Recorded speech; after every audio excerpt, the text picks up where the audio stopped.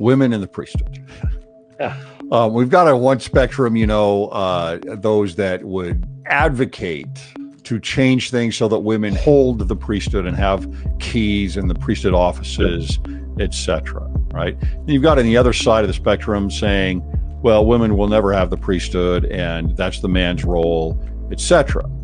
But there's a couple things I think here that we need to consider. If you've been through the temple, then you understand, at least from an outward ordinance, that you as a woman are called to become a priestess, right? Eternally. And so there's some type of priesthood there. Yeah. The initiatory and the second anointing are the bookends of the endowment. Like the whole thing's the endowment. In the initiatory, you're being initiated into the priesthood. And the male portion is you have an ordination. I believe that the ordination is really like, it's an office in the priesthood, but the office is not the priesthood itself.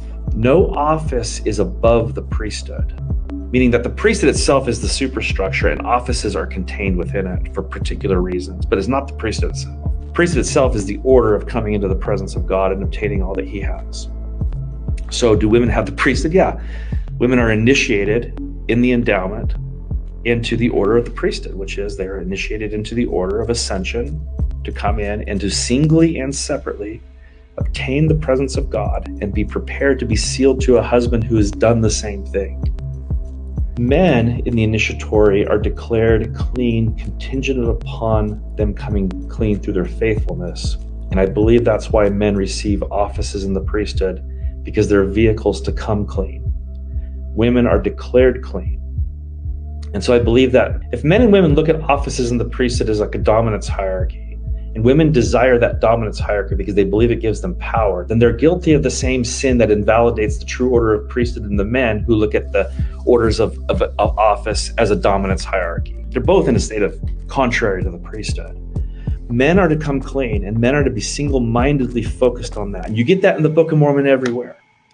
You get Jacob and Moroni and Alma and all of these saying, I must say these things to you so that I can come clean from your blood and sins. It's the predicate for them to obtain their order of the priesthood. Women are declared clean, and that's a whole other conversation, but both of them are invited into the same order. They obtain the same oaths and covenants of the priesthood. They're dressed and clothed in the robes of the holy priesthood. There's not anything different about both of them, only in that men are charged with coming clean and women are declared clean. It's the only really difference in the whole endowment.